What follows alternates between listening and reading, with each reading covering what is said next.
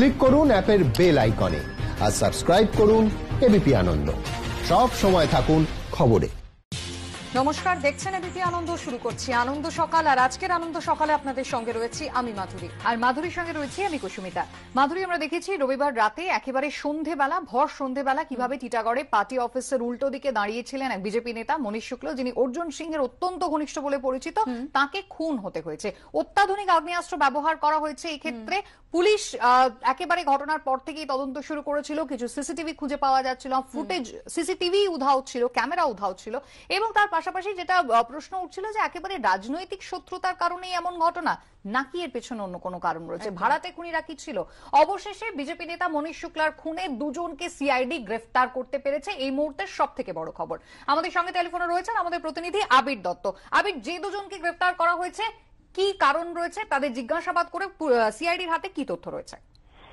দেখো, বিজেপি নেতা খুনের ঘটনায় দুজনকে গ্রেফতার করা হলো।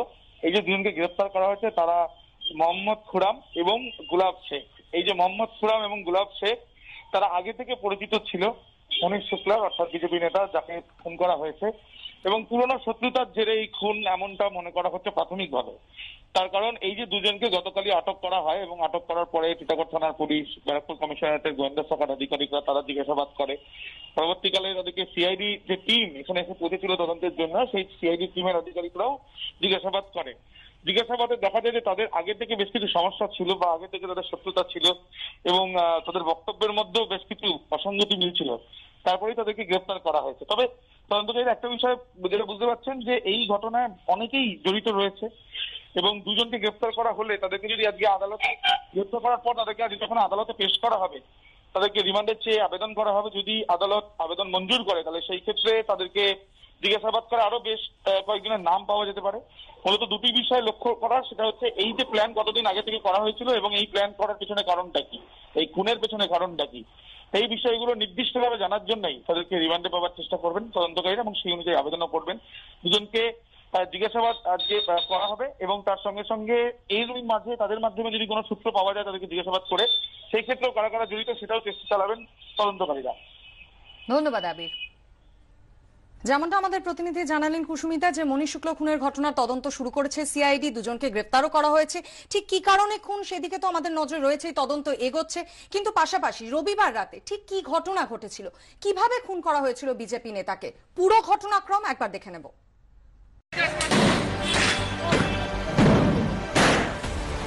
রবিবার রাতে টিটাগড় থানা থেকে ঢিলছোড়া দূরত্বে খুন হন ব্যারাকপুর শিল্পাঞ্চলে বিজেপির দাপুটে ও বাহুবলী নেতা মনীশ শুক্লা। সেই ঘটনা ঘিরে সোমবার দিনভর আগুন জ্বলল টিটাগড় জুড়ে ও খড়দার একাংশে।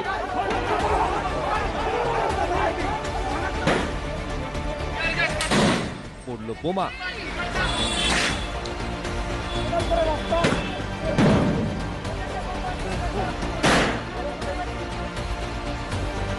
পুলিশকে লক্ষ্য করে উড়ে এলো কাঁচের বোতল।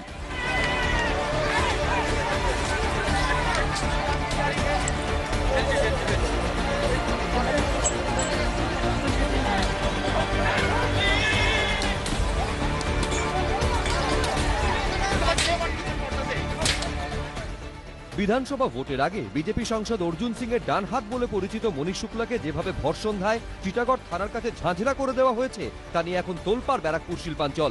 পুলিশ সূত্রে খবর, রবিবার সন্ধ্যায় হাওড়ার একটি সভায় অর্জুন সিং এর সঙ্গে উপস্থিত ছিলেন বিজেপি নেতা মনীশ শুক্লা।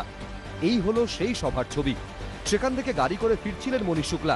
ব্যারাকপুরে চিড়িয়া মোড়ের কাছে দুটি বাইকে অপেক্ষা করছিল 4 দুষ্কৃতী। ব্যারাকপুর চিড়িয়ামোড়ে এসে তার গাড়ি যখন এখানে পৌঁছয়, সেখান থেকেই 4 দুষ্কৃতী দুটো মোটর বাইকে তাকে অনুসরণ করতে থাকে। সোজা চলে যায় বিটি রোডের দিকে মনীশ শুক্ল। টিটাগড়ের দিকে যখন যায় তখন দুটো মোটর বাইকে করে 4 দুষ্কৃতী তাকে এই পথ ধরেই অনুসরণ করছিল। টিটাগড় থানার অদূরে গাড়ি থেকে নামেন মনীশ শুক্লা। মনীশ যে গাড়ি থেকে নামছেন সেটা দেখে তাকে ওভারটেক করে খড়দার দিকে চলে যায় দুষ্কৃতীরা। একটু এগিয়ে ইউটার্ন নিয়ে আবার টিটাগড়ের দিকে ফিরে আসে তারা। মনীশ তখন উল্টো দিকের লেনে রাস্তার ওপরে দাঁড়িয়ে। এবার মনীশের পজিশন দেখে নিয়ে ফের তাকে পেরিয়ে ব্যারাকপুরের দিকে চলে যায় দুষ্কৃতীরা। কিছুটা দূর থেকে আবারও ইউটার্ন নেয় দুষ্কৃতীদের দুটি বাইক। এবার অপারেশনের ফাইনাল স্টেজ। মনীশ শুক্লা রাস্তার যেদিকে দাঁড়িয়েছিলেন বাইক দুটিও এবার সেদিক দিয়েই আসে। এখানে যখন মনীশ শুক্লার গাড়ি দাঁড় করানো হয় তখন কিন্তু বাইক দুটি ধীরে ধীরে এগিয়ে চলে যায় টাটা গেটের দিকে, অর্থাৎ সামনের দিকে এগিয়ে চলে যায়। ইউটার্ন নিয়ে উল্টো দিকের যে লেন, সেই লেন থেকে বেশ কিছুটা দেখে নেয় যে মনীশ শুক্লা ঠিক কোন জায়গায় বসে রয়েছেন, এবং এখানে এসে মনীশ শুক্লার গাড়ির সামনে একটি বাইক রাখা হয়, পিছনে একটি বাইক রাখা হয়। এরপর প্রথম ফায়ারিং শুরু হয় পিছনের বাইক থেকে। বাইকে করে এসে আগে থেকে পিছন দিকে ঘেরে দাদাকে মনীষদাকে গুলি করে দিয়েছে। বাইকে দুজন করে, দুটো বাইকে দুজন করে ছিল, ব্যাস 4 জন ছিল, মেরে চলে পালিয়ে গেল। 20 থেকে 25টা রাউন্ড চলেছে। মাস্ক পরা ছিল, মাথার মধ্যে টুপি পড়েছিল। ভর সন্ধ্যায় রাস্তার ওপরে শুট আউটে ঝাঁঝরা হয়ে যান অর্জুন ঘনিষ্ঠ বিজেপি নেতা মনীশ। আর এই মারাত্মক ঘটনা যেখানে ঘটে সেখান থেকে ঢিলছোড়া দূরত্বে টিটাগড় থানা। এই হচ্ছে টিটাগড় থানা। টিটাগড় থানা থেকে মাত্র 50 মিটার দূরত্বে এই হচ্ছে সেই জায়গা যেখানে গতকাল রাত্রিবেলা বিজেপি নেতাকে গুলি করে হত্যা করা হয়। কিভাবে এই ধরনের ঘটনা ঘটে গেল প্রশ্ন তুলছে বিজেপি নেতার পরিবারের সদস্যরা এবং তার অনুগামীরা। মাত্র কয়েক সেকেন্ডের ব্যাপার, কেউ কিছু বুঝে ওঠার আগেই অপারেশন সেরে ঝড়ের গতিতে দুটি বাইক চড়ে বেরিয়ে যায় 4 দুষ্কৃতী। মনীশ শুক্লাকে গুলি করে খুন করার পর দুষ্কৃতীরা দুটি মোটর বাইকে করে এই পথ ধরে বিটি রোড ধরে খড়দার দিকে চলে যায়। পেছনের যে মোটর বাইক ছিল সেই মোটর বাইক থেকে বেশ কয়েক রাউন্ড গুলি চালাতে চালাতে যায় এক দুষ্কৃতী। এমনটাই তদন্তকারীরা প্রত্যক্ষদর্শীদের সঙ্গে কথা বলে জানতে পেরেছে। পুলিশ সূত্রে দাবি, রাস্তার সিসিটিভি ক্যামেরার ফুটেজে দেখা গিয়েছে দুষ্কৃতীরা বিটি রোড ধরে খড়দা অবধি গেছে। তারপর তারা কোন দিকে গেল তা খতিয়ে দেখা হচ্ছে।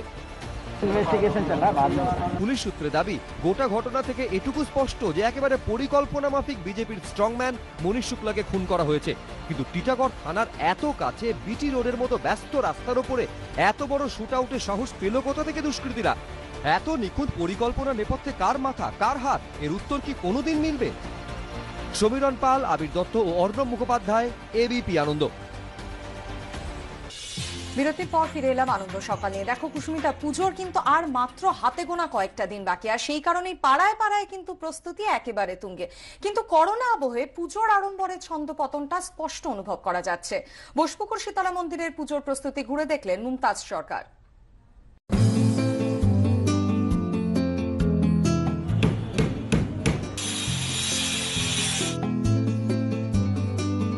থিম পুজো বলতেই একটা নাম, একটা পার্টিকুলার পুজোর নাম কিন্তু বলতেই হয়, মেনশন করতেই হয়, কারণ তারা একটা এমন জায়গায় নিজেদের নিয়ে গেছেন যে প্রত্যেক বছর তারা কিন্তু আমাদেরকে একটা নতুন নতুন চমক, নতুন নতুন একটা আইডিয়া উপহার দেন। কোন জায়গা বলুন তো? এটা হলো বোসপুকুরের শীতলা মন্দিরের যে পুজোটা।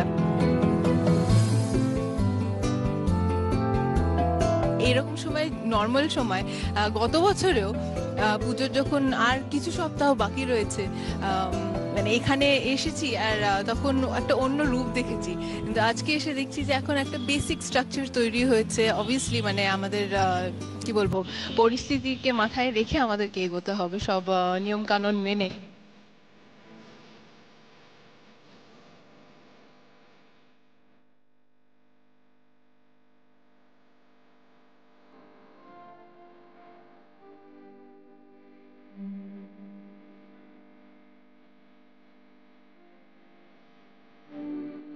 আমি একটা জিনিস দেখতে চাই যে এই প্যান্ডেমিকের মধ্যে, এই পরিস্থিতির মধ্যে, এত নিয়ম কানুনের মধ্যে, এত কিছুর মধ্যে দিয়ে ওনারা এবছর কি চমক আমাদের দেবেন।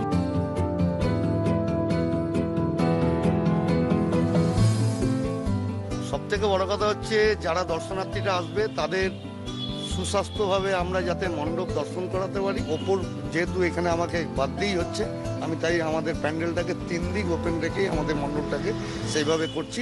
এখান থেকে যারা গাড়ি করে যাবে তারা গাড়িতে বসেও আমাদের ঠাকুর বা মণ্ডপ প্রতিমা দর্শন করতে পারবে। ফিজিক্যাল ডিস্টেন্স মেনটেন করে যেভাবে লোকে ঠাকুর দেখতে পারে আমরা সেই ব্যবস্থাটাই করছি এবছর। বাটাম, যে বাটামগুলো আমরা জেনারেলি প্যান্ডেলের ভেতরের দিকে থাকে, সেই বাটামগুলোকে দিয়ে একটা সুন্দর মণ্ডপ তৈরি করা যায়, সেটাই এবার রাখছি। কিছু বেতের কাজ আছে অবশ্যই, যেগুলো দর্শনীয় হবে এবছর। প্রতিমা এমনি সাবেকি প্রতিমাই আছে, 1 চালার ঠাকুর করা হচ্ছে, যদিও 3টে এতে পার্টে করা হচ্ছে। যখন মণ্ডপে উঠবে আমরা ওটাকে জুড়ে দেবো যাতে 1 চালার মতন দেখতে লাগে।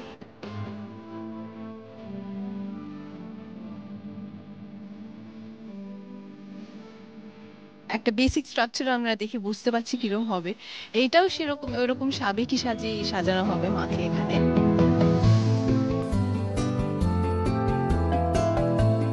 আমরা বোসপুকুরের পুজোর মণ্ডপ তো দেখলামই, আপাতত যেইটুকু হয়েছে। চলুন এখনো আরো অনেক পুজোর মণ্ডপ দেখবো, আর দেখি যে তারা কি ভাবছেন। আর দেখার জন্য কি করতে হবে, দেখতে হবে আমার পুজো।